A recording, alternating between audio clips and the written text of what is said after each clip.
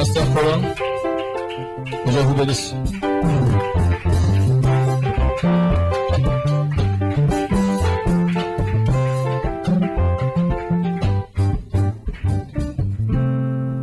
Amen. Que Dieu soit béni. Merci. On peut s'asseoir. Ok, je bénis Dieu pour ce moment. D'abord, j'aime vraiment ce qui va se passer en ces lieux. J'aime ce qui se passe en ces lieux. C'est ce que j'appelle souvent par l'atmosphère d'Antioche. Amen. Waouh, c'est merveilleux. Est-ce qu'on peut ouvrir nos Bibles dans le livre de Actes chapitre 13? Oh my God. Actes chapitre 13. Nous lisons à partir du verset 1 jusqu'au verset 3.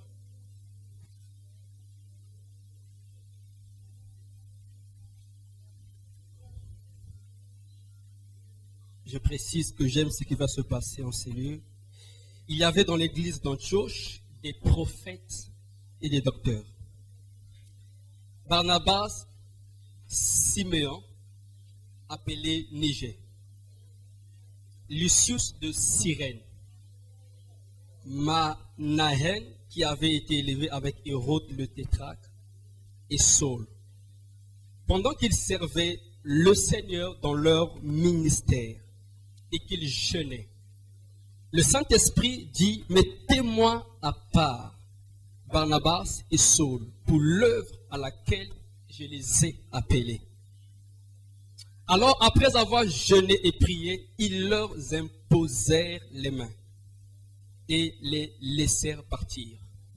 Amen. Ok, ici, nous sommes dans une phase de reconnaissance du mandat que Dieu a mis dans la vie de Paul ou de Saul et de Barnabas. Mais j'aimerais, par la grâce de Dieu, juste parce que je ne vais pas entrer en profondeur, je vais seulement survoler. Je vais libérer au moins 4 principes que je vais survoler rapidement.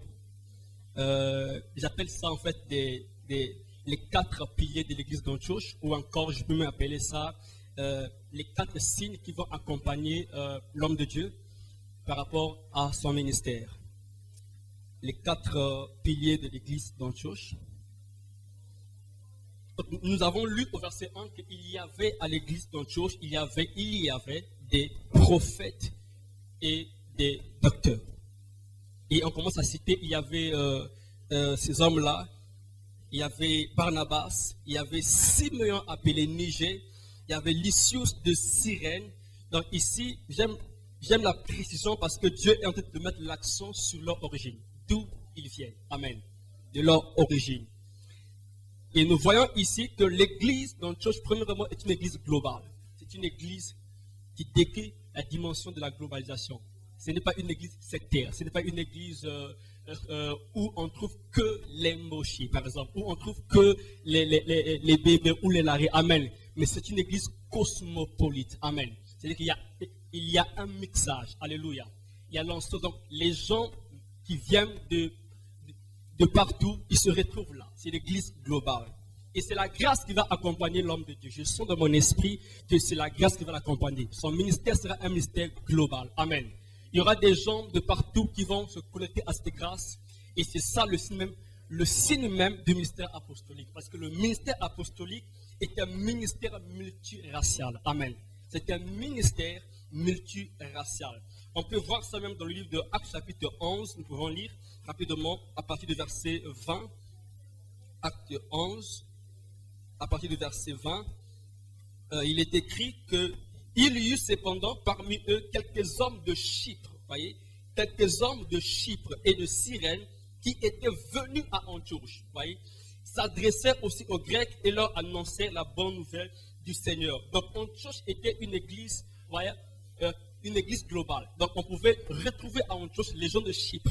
On pouvait retrouver à Antioche les gens de Niger, les gens de l'Éthiopie. Amen. Tous venaient se converger là à Antioche. Donc c'est une église, c'est un ministère global. C'est le ministère que Dieu a déposé dans la vie de son serviteur. Alléluia. Rapidement, nous voulons regarder Deuxième pilier, c'est une église prophétique et doctrinale.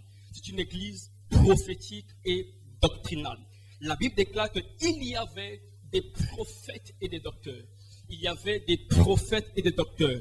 Alors, ce ministère, vous savez, je suis en train de bénir Dieu ce soir, et plutôt ce matin, parce que le ministère de son serviteur sera un ministère de fondement. Amen. Un ministère où il y aura des bases doctrinales. Alléluia. Vous savez, on peut recevoir une révélation prophétique, on peut recevoir ainsi par le Seigneur, on peut recevoir une inspiration prophétique, mais la doctrine va canaliser l'inspiration prophétique. Amen. La doctrine va scanner toute révélation prophétique qui arrive dans l'Église. Mais à cause de l'onction apostolique, à cause de l'onction qui règne à Antioche, eh bien Dieu a placé les prophètes et les docteurs. Ça veut dire que Dieu a convergé ces deux grâces autour d'Antioche, afin que l'esprit prophétique soit complètement examiné à travers la doctrine de la parole de Dieu. Amen. Et c'est ce qui va se passer dans son ministère. Et je le sens fortement dans mon esprit. Troisièmement, c'est une église charismatique. Amen. Dans Actes chapitre 13, le verset 2 à 3, il est dit ceci. La Bible déclare, on peut le lire, la Bible dit, pendant qu'ils servaient le Seigneur dans leur ministère et qu'ils jeûnaient, le Saint-Esprit dit, mettez-moi à part Saul et Barnabas à l'œuvre pour l'œuvre à laquelle je les ai appelés. Amen. Alléluia. Et le verset 4 dit même, Barnabas et Saoul envoyés par le Saint-Esprit. Nous comprenons que ici c'est une œuvre charismatique, parce que là où il y a le Saint-Esprit, il y a toujours la présence des charismes de Dieu. Amen. Le Saint-Esprit doit se révéler, les dons doivent se déployer. Et c'est un ministère très important. Et nous voulons croire que dans ce ministère, il y aura la puissance charismatique, le Saint-Esprit va se déployer, il y aura la manifestation et l'attestation du Saint-Esprit dans son ministère. Amen.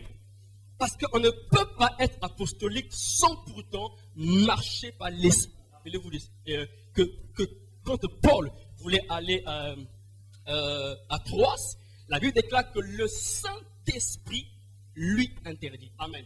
L'Esprit de Dieu lui a dit, ne va pas là-bas, mais va en Macédoine. Pourquoi? Parce que Paul était un homme charismatique. Amen.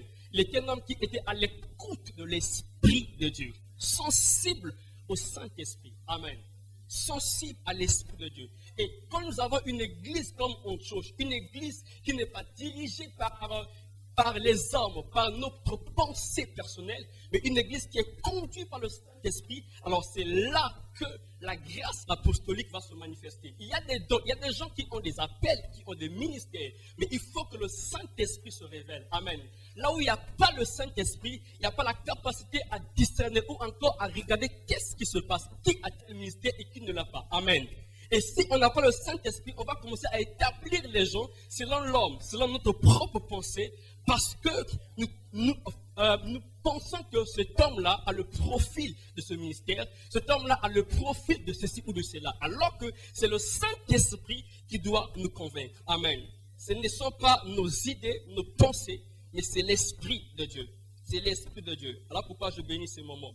Et le dernier principe ou le dernier pilier, c'est une église apostolique ou une église des ressources apostoliques ou une église des envoyés. Une église des envoyés. Amen. La Bible déclare au verset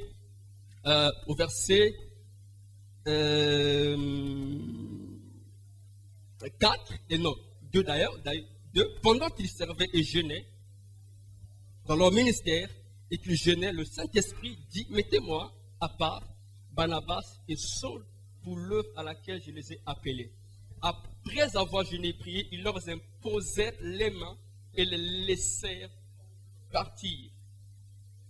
Barnabas et Saoul envoyés par le Saint-Esprit. Le mot envoyé ici, c'est le mot apostolos, qui veut simplement dire qu'il y a une empreinte apostolique dans la vie de Paul et de Barnabas. Il y a une reconnaissance de leur ministère apostolique. Il leur envoya.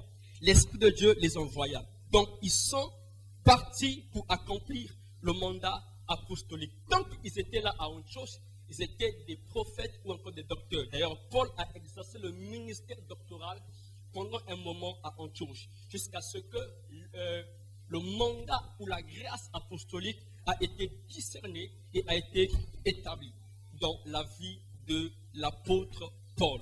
Donc voilà l'onction ou l'atmosphère d'Antioche.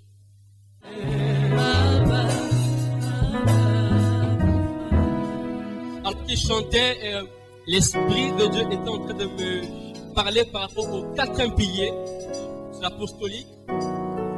Et Dieu m'a soufflé dans l'esprit un élément très vital et très important sur la personne providentielle.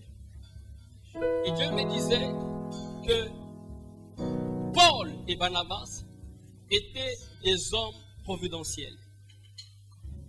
Il y a des gens qu'on ne peut pas enfermer, qu'on ne peut pas garder. Il faut les relâcher. Il faut les relâcher. L'apostolique, c'est le relâchement. Il y a des gens qui ont des ressources qui ne peuvent pas être contenues dans un local. Ils ont des ressources qui ne sont pas en fait réservées pour un bâtiment. Ce sont des personnes providentielles pour les nations. Ils doivent être relâchés parce que leur onction, leur grâce ne peut pas se limiter dans un bâtiment. La grâce apostolique ne peut pas être contenue dans un bâtiment. Elle est tellement énorme et gigantesque. Elle est tellement massive.